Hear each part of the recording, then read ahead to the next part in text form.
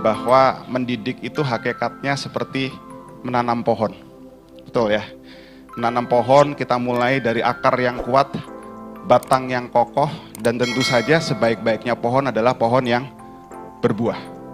Selama ini fokus kita dalam dunia pendidikan awalnya lebih fokus kepada pendidikan karakter. Berikutnya bergeser kepada pendidikan kompetensi. Jadi kalau diibaratkan, karakter itu ibaratnya akar dari pohon itu yang harus kuat. Kompetensi itu diibaratkan sebagai batang pohon itu yang juga harus kokoh. Dan sekali lagi, setelah ada karakter, setelah ada kompetensi, kita akan masuk kepada fase yang disebut sebagai fase kontribusi. Ya, sebaik-baiknya pohon adalah pohon yang berbuah, dan sebaik-baiknya taman tentu saja adalah taman yang berbunga. Ya, jadi izinkan kami ingin menyampaikan sedikit ya terkait dengan kajian dampak yang kalau kita lihat di sini awal dari diskusi kita sebetulnya dimulai dari Permendikbud nomor 3 tahun 2020 di mana kita diperkenalkan pertama kali dengan suatu kebijakan Merdeka Belajar. Yang kita tahu sekarang kebijakan Merdeka Belajar bukan hanya kebijakan tapi telah menjadi sebuah gerakan. Sebuah gerakan yang kalau kita lihat kami setiap tahun di sini memobilisasi lebih dari 300.000 mahasiswa ya, dan boleh dikatakan program MBKM kini telah menjadi program terbesar di Indonesia bahkan di dunia yang memobilisasi mahasiswa ke seluruh Indonesia. Kita beri tepuk tangan untuk MBKM. Dan kita tahu dari ke-8 indikator kinerja utama yang kemudian diperkenalkan, MBKM adalah salah satu kendaraan di mana kita bisa ya sekali kayuh 8 pulau terlampaui. Jadi kalau kita lihat upaya kita untuk membangun MBKM ini pada akhirnya juga akan membantu perguruan tinggi untuk mencapai 8 indikator. Apalagi kalau kita lihat sekarang kita juga sudah memahami tentang metode pembelajaran experiential learning. Kita semua sebenarnya juga sudah tahu betul bahwa pengalaman adalah guru paling berharga. Betul ya? Jadi experience is knowledge, the rest is only information. Begitu kata Albert Einstein. Nah, sehingga kalau kita lihat di sini, tugas perguruan tinggi di masa depan itu lebih kepada untuk memfasilitasi mahasiswa untuk mendapatkan pengalaman seluas mungkin dari berbagai sumber, dari masyarakat. Adik-adik juga punya kesempatan untuk belajar dari kehidupan, belajar dari masyarakat lewat program MBKM ini. Dan tentu saja, boleh ke slide berikutnya. Saat ini kita melihat angka yang luar biasa sekali, lebih dari 300.000 mahasiswa telah dimobilisasi ya ke seluruh Indonesia untuk mengikuti program ini, dan juga lebih dari 600.000 mahasiswa juga setelah mengikuti program MBKM Mandiri yang diselenggarakan oleh masing-masing universitas. Berikutnya, dan tentu saja kalau kita lihat di sini ya, dari kementerian sendiri telah memperkenalkan ya 6 program yang saya yakin adik-adik semua sudah familiar ya dengan ini ya. Ada program MSIB, yaitu mahasiswa bisa magang melakukan studi independen ya ke beberapa perusahaan. Lalu kemudian ada ISMA, ada kampus mengajar ya, sampai saat ini mahasiswanya sudah lebih dari 100.000 mahasiswa yang kita kirim ke sekolah-sekolah. Lalu berikutnya ada pertukaran mahasiswa merdeka, wirausaha merdeka, dan juga praktisi mengajar. Jadi kalau kita selama ini di kampus tadinya hanya belajar untuk mencari ilmu gitu ya, dan pada akhirnya kita paham bahwa akhirnya yang menjadi buah dari ilmu itu adalah amalan. Betul ya adik-adik semua ya. Jadi apa yang kemudian kita lakukan lewat MBKM itu adalah bagian dari kontribusi kita untuk masyarakat melalui 6 program yang sudah dikelola oleh kementerian. Dan kami di bidang Research and Insight juga ingin memastikan bahwa setiap program dirancang dengan tujuan pembelajaran yang sudah jelas ya. Jadi kalau kita lihat di sini ada tujuan pembelajaran yang kami sebut sebagai kompetensi umum dan kompetensi khusus. Di mana kompetensi umum ini adalah kompetensi yang nantinya akan mendukung kompetensi adik-adik semua untuk mendapatkan pekerjaan yang baik. Kami menyebutnya sebagai employability skill. Di dalamnya ada kemampuan self-management, kemampuan komunikasi, kemampuan kerjasama, kemampuan kepemimpinan, career attitude, dan juga self-esteem. Ini adalah kompetensi-kompetensi yang akan kita bangun untuk membuat Anda lebih siap masuk ke dunia kerja. Dan berikutnya tentu saja kita lihat di setiap program kami juga sudah menentukan kompetensi khusus yang nantinya akan dicapai setelah adik-adik mengikuti program MBKM ini. Kalau kita lihat di sini misalnya ya, ISMA, salah satu tujuan pembelajarannya adalah mahasiswa bisa menunjukkan kecerdasan budaya, cultural intelligence. Lalu kemudian mereka memiliki kemampuan juga untuk beradaptasi dan bertoleransi terhadap ketidakpastian atau ambiguity tolerance. Lalu kemudian di yang kampus mengajar, kita juga sudah menetapkan misalkan tujuan pembelajaran membuat mahasiswa lebih proaktif dalam mengambil tindakan, lebih peduli dengan lingkungan sosialnya atau social awareness. Nah, ini adalah capaian pembelajaran yang sudah ditetapkan untuk setiap program MBKM. Selamat datang Pak Gugup Ismana, mohon maaf tadi memulai Pak. Ya. Berikutnya, ya, untuk MSIB sendiri, adik-adik mungkin sudah tahu ini salah satu program yang paling populer, paling banyak diminati. Ya, setiap tahunnya, setiap semester kita mengirimkan jumlah mahasiswa yang semakin banyak untuk bisa magang di industri. Ya, kita tahu banyak sekali perusahaan-perusahaan top dunia, top nasional yang kemudian diajak bergabung dalam program ini. Karena tentu saja ini adalah kesempatan buat adik-adik semua ya untuk bisa mulai merasakan dunia kerja lebih awal nih ya melalui kegiatan magang ini. Dan kami melakukan kajian atas mahasiswa yang mengikuti program MSIB.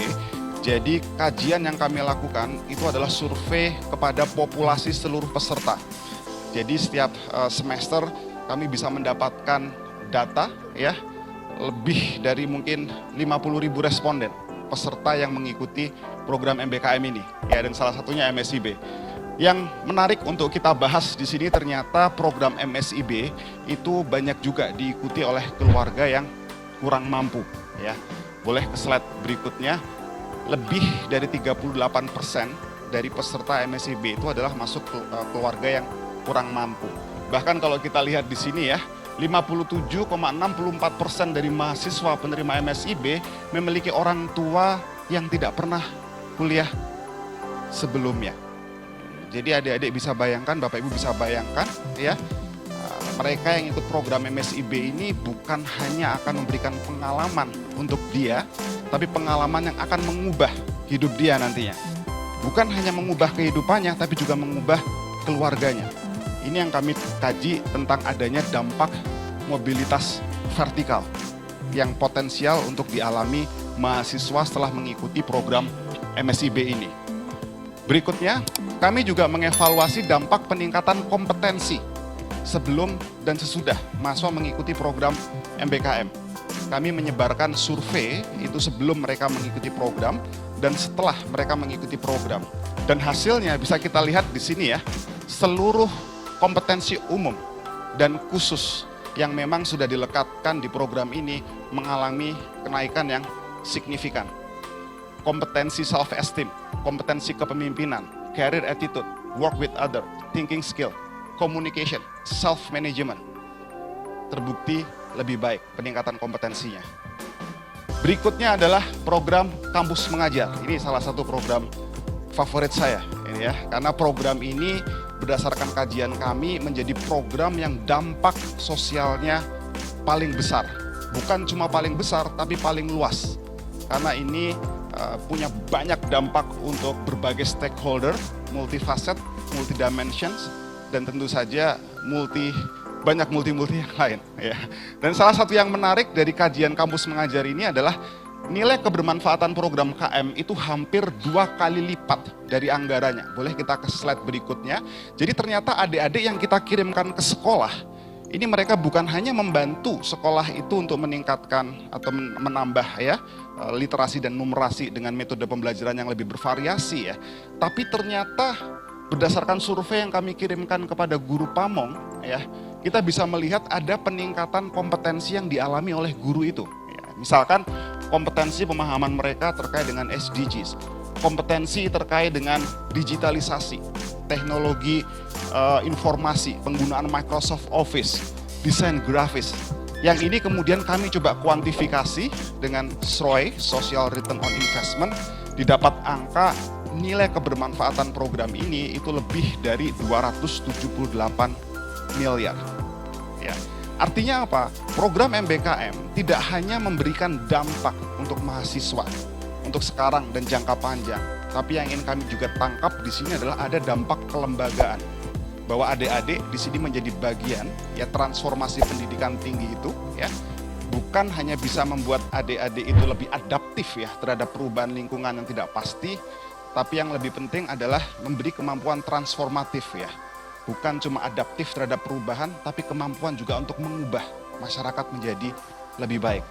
Dan ini yang kemudian kami ukur melalui kajian SROI yang kami lakukan. Berikutnya, kalau kita lihat dari peningkatan kompetensi program KM ini ya. Kalau tadi kita lihat kemampuan self-management, kemampuan komunikasi dari MSIB itu naik ya. Setelah mengikuti program KM, adik-adik ini ternyata memiliki kepekaan sosial yang jauh lebih baik daripada sebelumnya. Social awareness. Mereka juga memiliki kemampuan adaptasi yang lebih baik. Ya. Jadi bayangkan apabila ya pemimpin-pemimpin kita nanti ya setelah mengikuti program ini, kami berharap ya kita akan mencetak lebih banyak lagi pemimpin yang peduli dengan lingkungan sosialnya. Socially responsible leader. Itu salah satu dampak yang kami harapkan akan lahir dari program ini. Dan saat ini kami sudah menunjukkan bahwa ada peningkatan yang signifikan terkait dengan kepedulian mahasiswa ya setelah mereka mengikuti program kampus mengajar. Berikutnya, ISMA. Wah, ini ISMA pasti favoritnya adik-adik semua ya. Ya, jadi sampai saat ini kami telah mengirimkan lebih dari 1.985 mahasiswa ke seluruh dunia merasakan belajar di kampus-kampus terbaik ya di dunia, di Boston University, di Penn, University of Pennsylvania, lalu kemudian di Coventry University, SMU. Bagi sebagian adik-adik yang belum pernah merasakan keluar negeri, tentu saja ini suatu pengalaman yang luar biasa. Karena mereka bukan hanya kemudian punya pengalaman merasakan yang lebih jauh ya, tapi mereka juga bisa terbang lebih tinggi. Ya. Horizon mereka menjadi semakin luas. Ketika horizonnya itu semakin luas, maka cakrawala mereka, cara pandang mereka jadi menjadi tanpa batas. Dan ini tentu saja yang kami harapkan dari kepesertaan program ISMA ini. Kita mengharapkan juga nanti adik-adik akan memiliki cakrawala pandangan yang juga tanpa batas. Karena mau tidak mau kita harus mengakui ya, banyak sekali permasalahan yang ada di sekitar kita tidak bisa ini hanya diselesaikan dengan perspektif lokal. Kita perlu perspektif global. Karena sekarang isunya juga isu global. Global pandemi, global money laundering, global terrorism, global, banyak sekali yang global. Itulah sebabnya kami sedang mempersiapkan program ISMA ini untuk mempersiapkan adik-adik yang siap dengan kompetensi global. Baik, berikutnya yang bisa kita lihat banyak dari peserta ISMA ini ya, tentu saja mereka memiliki self value yang lebih baik ya, ekspektasi gaji mereka lebih tinggi ya, dan bahkan dari kajian tahun lalu ya, kita mencoba mengukur rata-rata yang mengikuti program ISMA ya, gajinya itu jauh lebih tinggi ya, hampir 2-3 kali lipat dibanding rata-rata nasional. Ya, ini salah satu hal yang kemudian bisa kita lihat menjadi salah satu dampak dari program ISMA ini. Berikutnya, ini kami akan menunjukkan tentang persebaran ya. Jadi memang saat ini banyak peserta ISMA ini yang masih terpusat di Pulau Jawa, tapi kami mendengar banyak sekali masukan dari banyak sekali universitas di Indonesia Timur ya. Untuk tahun depan kami akan meningkatkan lagi ya program ISMA co-funding dan juga ISMA afirmasi ya, di mana nantinya kita berharap lebih banyak lagi mahasiswa yang kurang mampu terutama dari Indonesia Timur juga bisa berpartisipasi dalam program ini. Berikutnya ya, kalau kita lihat di sini ya, peningkatan komunikasi peningkatan kematangan emosi itu juga kalau kita lihat menjadi salah satu dampak yang kita lihat naik cukup signifikan. Jadi dibandingkan dengan program-program yang lain, kami bisa mengatakan bahwa ISMA ini adalah salah satu program yang memiliki dampak peningkatan kompetensi yang paling baik, ya. Jadi ini salah satu program yang tentu saja mudah-mudahan ke depan akan bertambah ya kuotanya, supaya kita semua bisa lebih banyak mengirim mahasiswa untuk mengikuti program ini. Berikutnya adalah program pertukaran mahasiswa merdeka. Kalau tadi adik-adik ya dipersiapkan ya punya wawasan global ya. Kalau di program ini tentu saja kami sedang mempersiapkan adik-adik semua menjadi pemimpin yang punya wawasan kebinekaan ya. Kecintaan terhadap tanah air, peduli terhadap lingkungan sekitarnya, dan kalau kita lihat di sini juga peningkatan jumlah mahasiswa PMM itu semakin meningkat ya. Slide berikutnya kita bisa melihat salah satu capaian kompetensi yang ingin diukur dari program PMM ini adalah yang disebut sebagai system thinking. Karena adik-adik itu bukan hanya nanti dia belajar di tempat yang baru, tapi dia akan belajar disiplin yang baru. Ya, jadi bukan hanya kemampuan kompetensi multidisiplin, tapi juga transdisciplinary. Ya, berpikir sistem, tidak lagi terkotak-kotak berdasarkan program studinya, ya, tapi kemampuan bagi dia untuk berpikir secara sistem, kemampuan dia dalam mensintesis, ya, menggabungkan banyak sudut pandang, kemampuan dia dalam menggabungkan berbagai perspektif, ya, untuk bisa memberikan suatu hal yang baru nantinya. Dan kalau kita lihat di sini, ya, boleh ke slide berikutnya. Kita melihat di sini adik-adik dari berbagai Nusantara, penjuru Nusantara ini mendapatkan kesempatan untuk bisa merasakan perguruan tinggi di Jawa. Ya, kita beruntung ya, bersyukur adik-adik punya kampus yang megah ya di Udinus ini ya. Tapi banyak teman-teman kita mungkin di Maluku, di Nusa Tenggara Timur ya, yang mereka senang sekali mendapatkan kesempatan ya, walaupun cuma sebentar bisa merasakan berkuliah di Pulau Jawa. Banyak di antaranya bahkan baru pertama kali naik pesawat, baru pertama kali mereka keluar provinsi. Dan tentu saja ini yang kemudian kami lihat di sini adalah mereka nantinya akan memiliki kemampuan kolaborasi, kemampuan kerjasama yang lebih baik lagi, terutama dengan teman-teman dari etnis yang berbeda. Ini yang kami ingin dapatkan dari pelaksanaan program ini. Next. Ya, kalau kita lihat di sini peningkatannya pun juga kurang lebih sama. Ada peningkatan dari sisi kepemimpinan, kapasitas berpikir yang kalau kita lihat menjadi salah satu dampak ya dengan adanya program PMM ini. Berikutnya, Wira Usaha Merdeka. Ya, ini lagi-lagi juga menjadi salah satu program favorit ya. Sebelumnya kita menunjuk ya 17 perguruan tinggi yang kemudian menjadi tuan rumah ya program ini. Lebih dari 15.000 mahasiswa akan dikirimkan ke kampus-kampus terbaik di Indonesia untuk belajar tentang kewirausahaan. Dan ternyata apa? Bukan hanya kemampuan kewirausahaan mereka yang meningkat, entrepreneurial skill, tapi juga tidak langsung adik-adik ini ikut membantu UMKM setempat. Jadi ini adalah cara langsung kami ya untuk bisa berdampak ya kepada lingkungan sekitar di tempat kampus penempatan ini.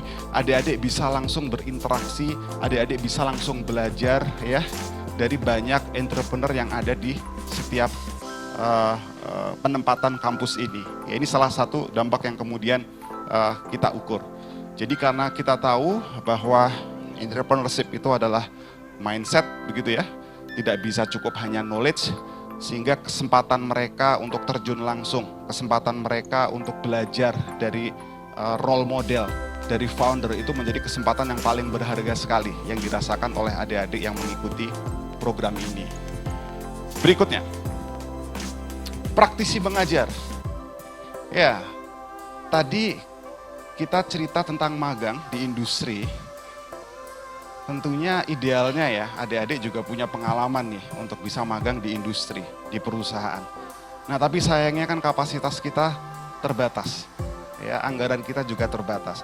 Sehingga kemudian ya sudah, kalau kita tidak bisa mengirim mahasiswa itu ke industri, gimana kalau industrian yang kemudian dikirimkan ke kampus?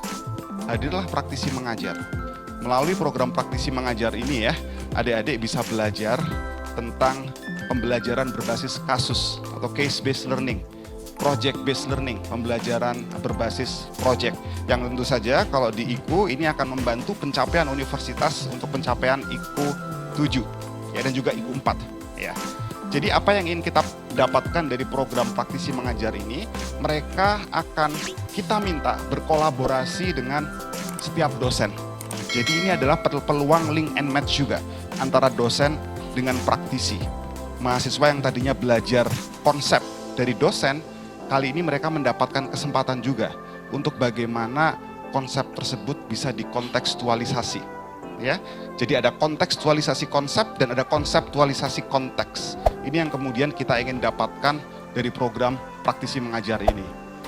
Dan dampak kelembagaan dari program ini sedang kami ukur ya. Banyak sekali MOU, project-project yang kemudian bisa lahir dari adanya kerjasama kolaborasi ini ya. Banyak di antara dosen yang mengajar mata kuliah bersama praktisi ini juga senang, dia bisa belajar banyak hal baru gitu ya. Dan bagi praktisi ini juga suatu kesempatan bagi mereka ya untuk bisa mengembalikan lagi ya, kalau kita lihat ya, membalas budi ya, kebaikan mereka, kebaikan kepada alma mater yang selama ini mungkin mereka dapatkan, mereka punya kesempatan untuk membalas itu ke alma mater tercinta. Baik, berikutnya adalah kita melihat di sini ya, adanya kolaborasi ini menjadi salah satu hal yang ingin kita dorong dengan adanya program praktisi mengajar ini. Karena tentu saja yang kalau kita lihat di sini ya, yang paling akan merasakan dampak manfaat dari program praktisi mengajar ini selain mahasiswa tentu saja adalah Bapak Ibu dosen ya, supaya mereka juga boleh ya punya perspektif, punya wawasan yang lebih aktual terhadap berbagai permasalahan yang ada di industri. Ya. Terakhir ini ada beberapa pengalaman berkesan dari koordinator perguruan tinggi ya, yang kita lihat dari program praktisi mengajar ya. Tapi yang mungkin boleh disimpulkan ini karena waktu saya sudah tidak banyak lagi, dikode terus dari tadi ya. Yang pasti perjalanan kita masih belum selesai ya. Bahkan di sini kalau kita lihat ya, di tahun 2024 ya, dari Mas Menteri tadi juga menyampaikan targetnya 1 juta mahasiswa harus bisa merasakan program MBKM. Sehingga kalau kita lihat di sini, kita punya tantangan bersama untuk membuat MBKM ini menjadi suatu norma yang bisa diterima di seluruh perguruan tinggi. Ya karena kita semua percaya bahwa MBKM itu bukan cuma sekedar kebijakan, tapi gerakan, bukan sekedar gerakan, tapi gebrakan yang membangunkan kita semua untuk mengantarkan transformasi pendidikan tinggi yang lebih baik. Sekian dari saya. Wassalamualaikum warahmatullahi wabarakatuh.